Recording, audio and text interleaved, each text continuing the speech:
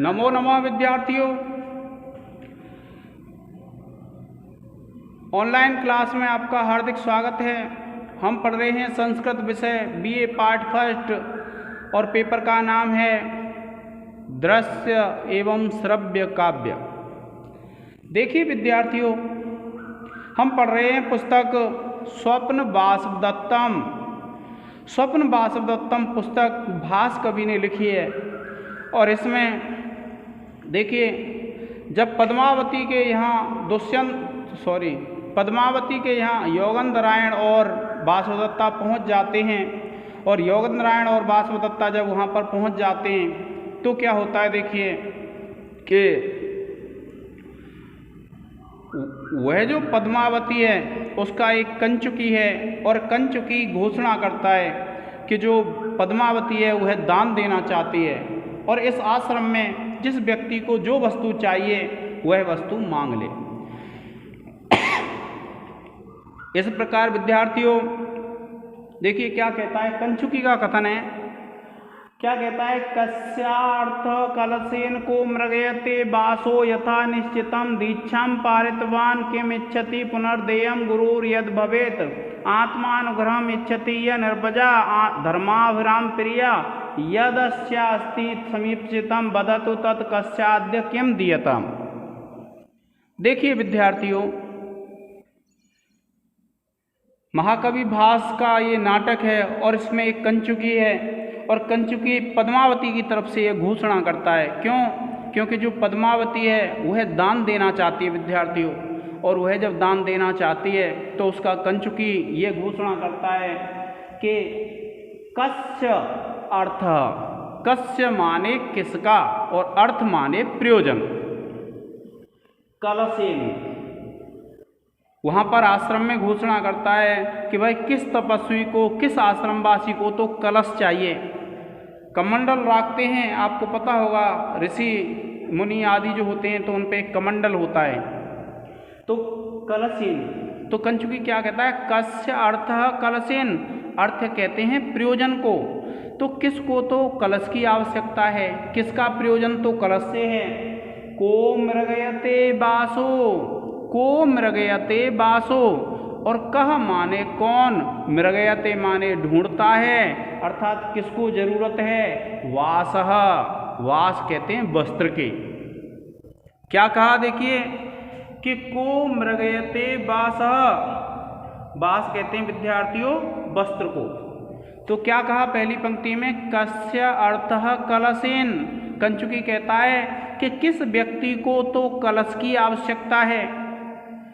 को मृगयते वासो, और कौन ऐसा है जो वास अर्थात वस्त्र ढूंढ रहा है, वस्त्र की आवश्यकता है।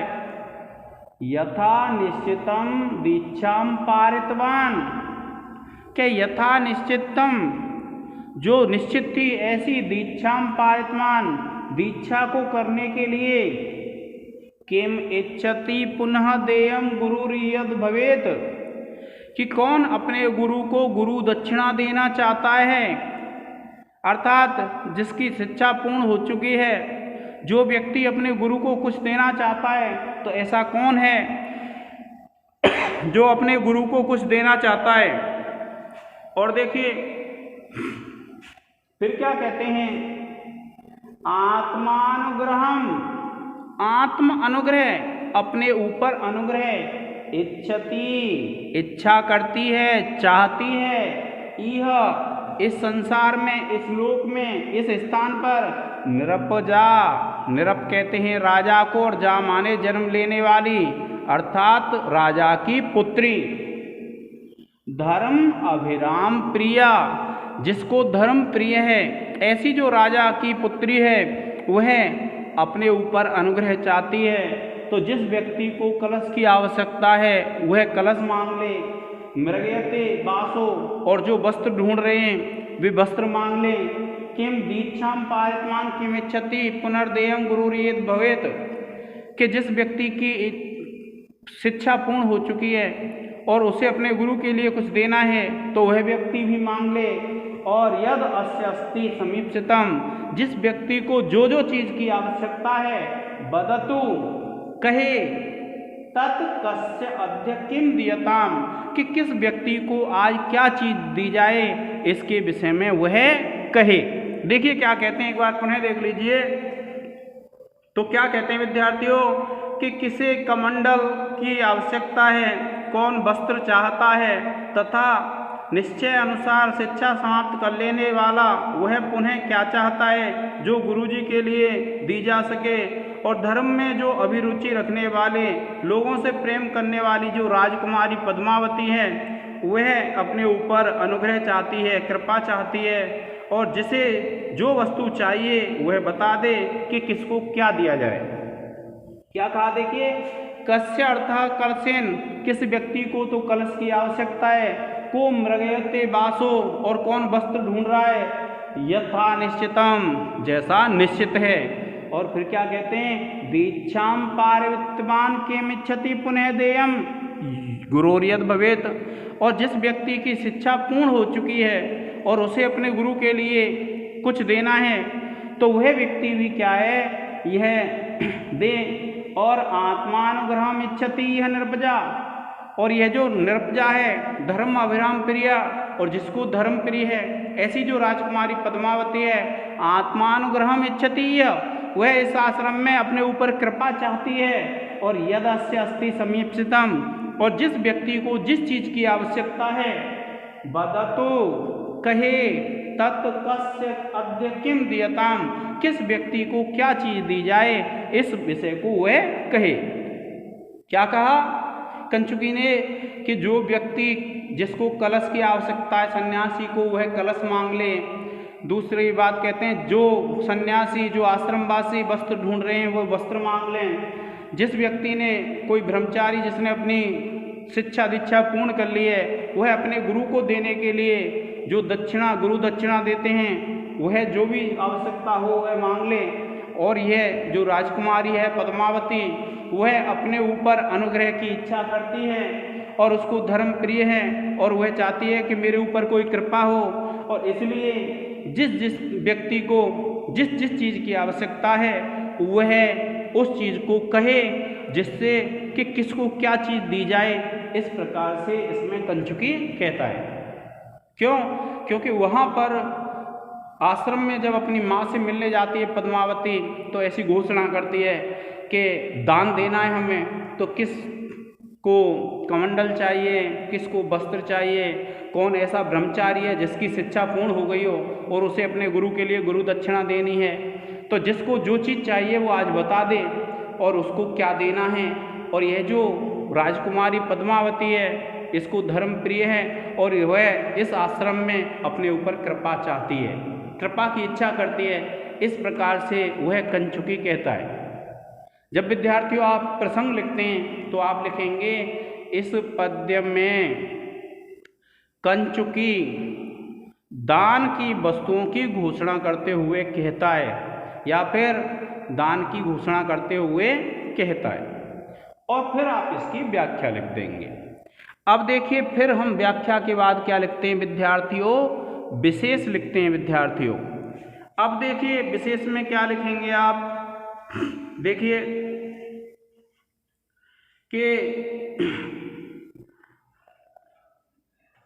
पहला विशेष लिखेंगे आप, इस पद्य में शार्दूल विक्रीडितम छंद है। उसके बाद विद्यार्थियों दूसरा लिखेंगे, इस पद्य में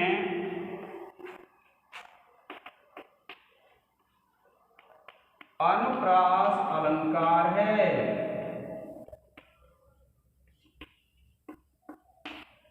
और इसके बाद विद्यार्थियों तीसरा लिखेंगे आप, इस पद्य में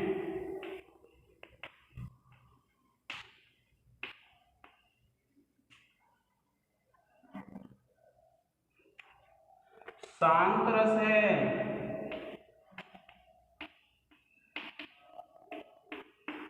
और इसके बाद विद्यार्थियों लिखेंगे आप, इस पद्य में प्रसाद गुण है।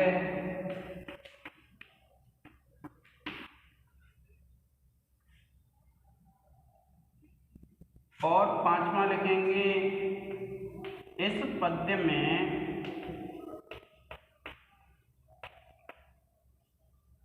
वैदर्भी रीति है।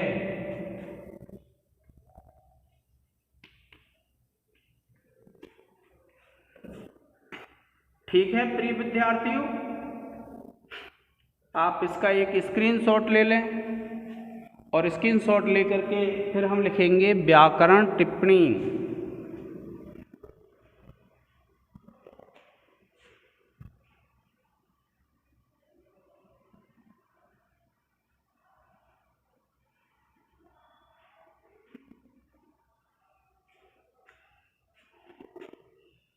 देखिए विद्यार्थियों,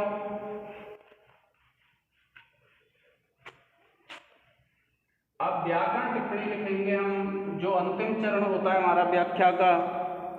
और व्याकरण टिप्पणी में देखिए, पहली व्याकरण टिप्पणी लिखेंगे हम देयम। आप लिखेंगे व्याकरण टिप्पणी, और इसमें पहली लिखेंगे विद्यार्थियों देयम। आप लिखेंगे दा धातु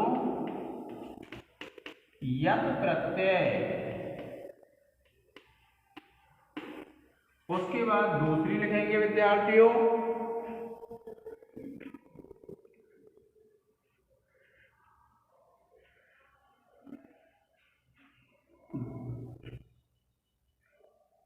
निश्चितम।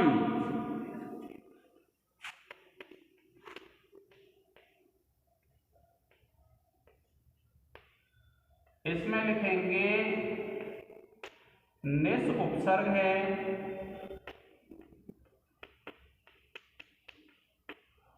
ची धातु प्लस त प्रत्यय। फिर देखिए विद्यार्थियों लिखेंगे कस्यार्थः।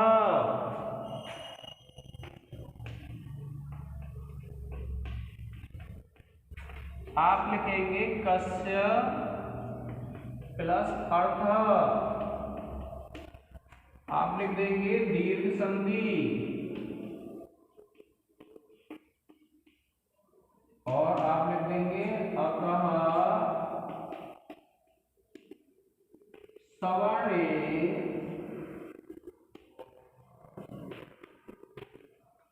दीर्घः। इसके बाद अगली टिप्पणी लिखेंगे विद्यार्थियों यथा निश्चितम। क्या लिखेंगे? यथा निश्चितम।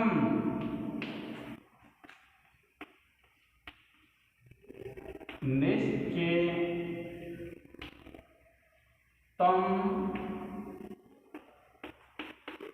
अनतिक्रम्य।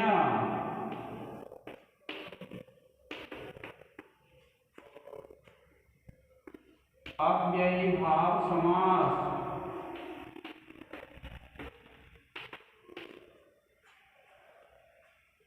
उसके बाद विद्यार्थियों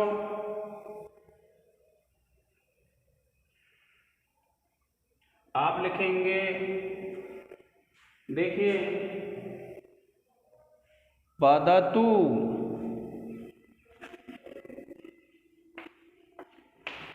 आप लिखेंगे वद धातु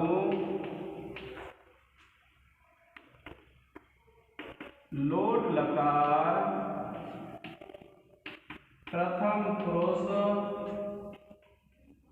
एक वचन। और इसके बाद विद्यार्थियों छठवीं व्याकरण टिप्पणी लिखेंगे आप पुनर्देयम।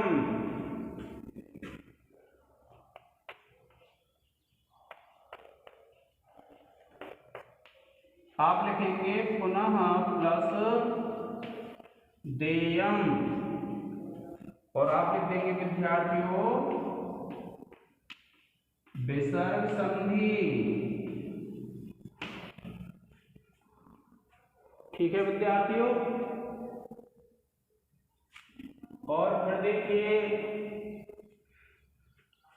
क्या है इसमें, दीयताम,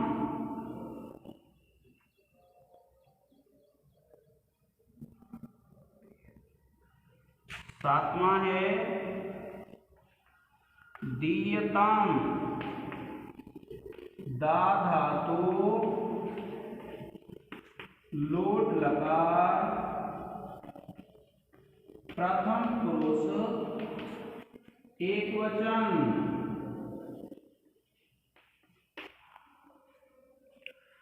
प्रिय विद्यार्थियों, आप इसका एक स्क्रीनशॉट ले लें।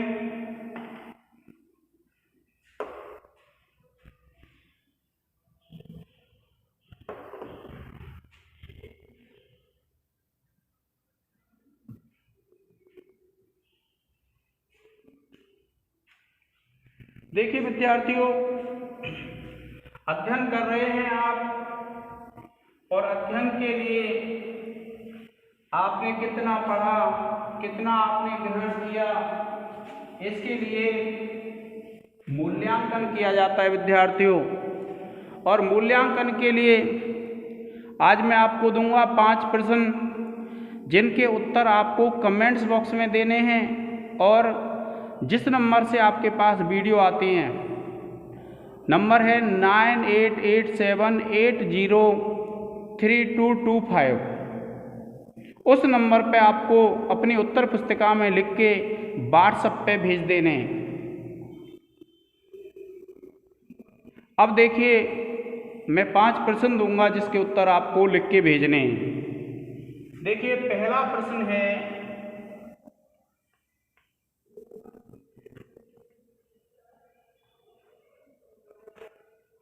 कि स्वप्न वासवदत्तम में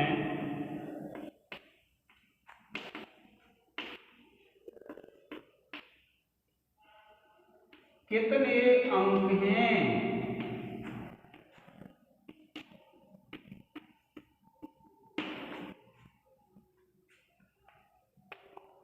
दूसरा है विद्यार्थियों,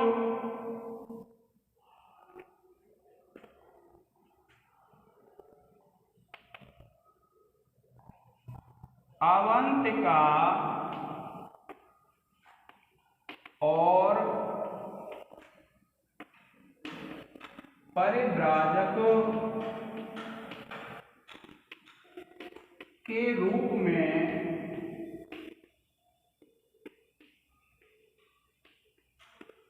कौन कौन थे?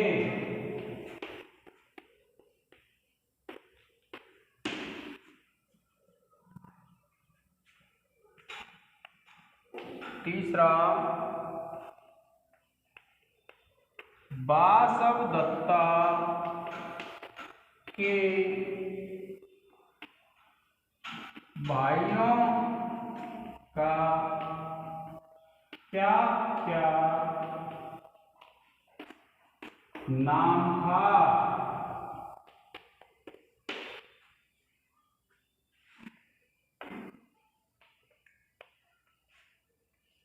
वासवदत्ता के माता पिता का क्या नाम था?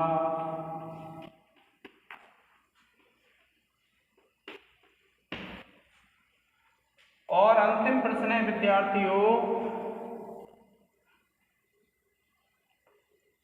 वासवदत्ता की धायक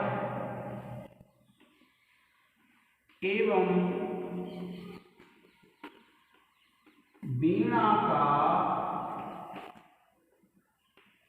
क्या नाम था?